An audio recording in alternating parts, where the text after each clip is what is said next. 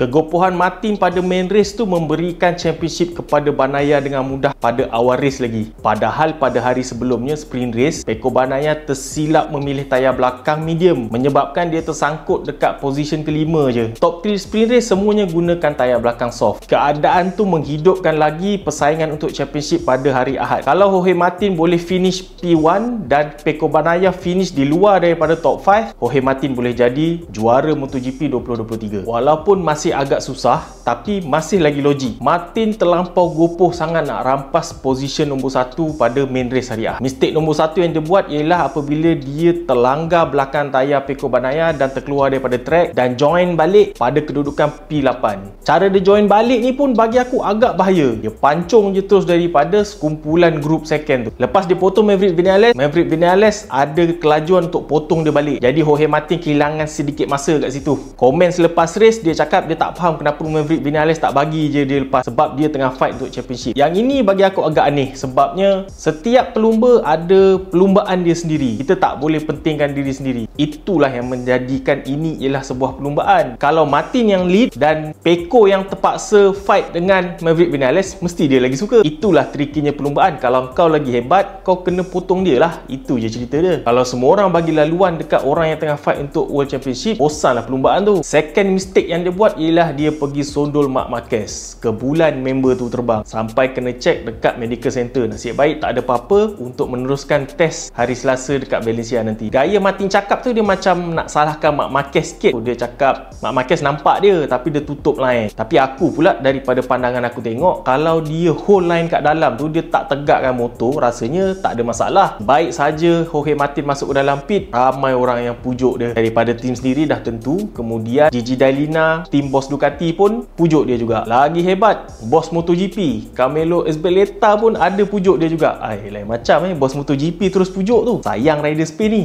Akibat daripada peristiwa tu, Marc Marquez tak dapat habiskan main race tu seperti yang diharapkan sebagai perlumbaan terakhir dia dengan Honda. Nasib baik dia dapat naik podium masa sprint race tu pada kedudukan ketiga. Tak boleh senyum Marc Marquez, terlampau emosi. Dapat tempat ketiga ni untuk didedikasikan kepada tim Honda yang dah bersama dengan dia selama 11 musim. 11 musim tu ialah masa yang sangat lama dan banyak kejayaan yang Marc Marquez dah capai dengan tim Repsol Honda. Jadi kita boleh faham lah kenapa dia tersentuh dari segi emosi. Sebagai tribute perlumbaan terakhir Marc Marquez dengan Honda ni, Marc Marquez menggunakan helmet dengan desain special, merakamkan detik-detik indah dia bersama dengan tim Repsol Honda. Pecco Bagnaia memenangi championship MotoGP 2023 dengan cara yang paling diidamkan oleh semua rider, iaitu mendapatkan gelaran juara MotoGP pada podium nombor 1.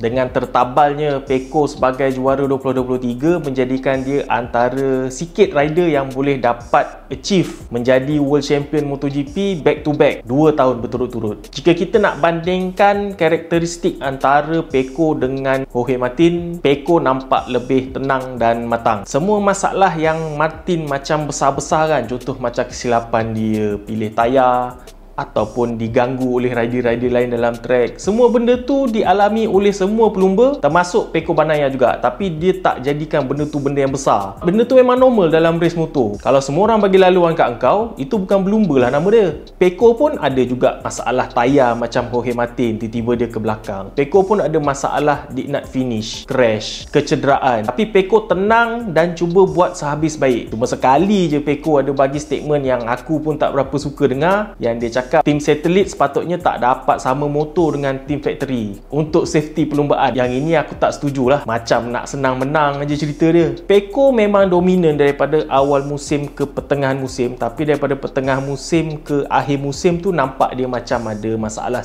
Tapi dalam masalah dia tu, dia tak terlampau teruk, dia cuma maintain aja. Jadi itulah kunci kejayaan Pecco dapatkan kejuaraan 2023. Apabila Pecco ditanya tentang apa perbezaan dia memenangi championship MotoGP pada tahun ni banding dengan championship MotoGP tahun lepas, Pecco Bagnaia cakap tahun ni adalah jauh lebih sukar daripada tahun lepas. Sebabnya tahun lepas mula-mula Fabio Quartararo strong daripada awal musim sampai pertengah musim, tapi masa pertengah musim Pecco dah start strong sampai akhir musim tu, Fabio Quartararo banyak masalah dan satu laginya Quartararo menunggang jentera Yamaha yang limitkan dia punya potensi. Pecco sendiri akui Ducati dia lebih prestasi tinggi dari daripada motor Yamaha. Tapi bezanya dengan tahun ni, Jorge Martin tak ada masalah. Daripada tengah musim sampai akhir musim tu, Jorge Martin lebih strong lagi daripada Pecco Bagnaia. Menambahkan lagi masalah tu ialah Jorge Martin menggunakan motosikal yang sama dengan spek yang sama dengan Pecco Bagnaia. Jadi tahun ni lebih susah. Pada main race, Gian Antonio hampir-hampir je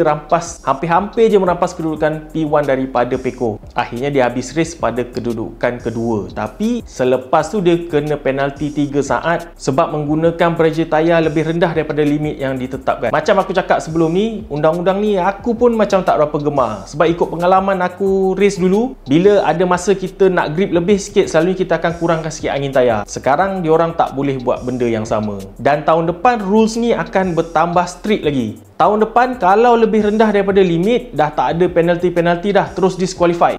Bahaya tu. Gian Antonio disebut-sebut sebagai calon utama yang akan gantikan Luca Marini. Keputusan ni akan diumumkan dijangka beberapa ketika lagi. Valentino Rossi sendiri datang ke Valencia untuk tolong buat keputusan tentang rider yang bakal gantikan Luca Marini. Kalau esok masa Valencia test kita tengok Gian Antonio bawa motor Ducati VR46, maknanya dia dapatlah seat tu. Tentang cerita Luca Marini yang nak masuk ke Repsol Honda tu, kita macam dapat hidu kenapa Rossi yang musuh ketat dengan Repsol Honda tu tiba-tiba boleh setuju untuk lepas adik dia tu masuk ke dalam tim yang dia benci. Kunci dia ialah ura-ura David Brivio akan masuk ke dalam Repsol Honda untuk gantikan Alberto Puig. David Brivio ni ialah orang yang bertanggungjawab bawa Rossi dulu masuk ke Yamaha daripada Honda dan menang banyak championship. Dia juga ialah orang yang bertanggungjawab bawa Suzuki untuk rampas juara MotoGP pada tahun 2020 menggunakan John May. Tapi kabar angin ni dinafikan oleh David Brivio ni sebab dia ni ada lagi kontrak dalam tim F1 Alpine tu sampai tahun 2024. Macam mana pun lepas tahun 2024 kontrak tu tamat, kemungkinan besar dia akan masuk ke Repsol Honda. Sebab inilah Rossi sanggup lepaskan adik dia ke dalam tim Repsol Honda tu sebab dia tahu orang yang dia rapat tu akan menggantikan Alberto Puig. Hubungan diorang ni betul-betul rapat sebabnya David Brivio ada seorang anak nama dia Luca Brivio. Dia ada kerja dalam tim VR46 sekarang ni. Macam itulah diorang punya networking tu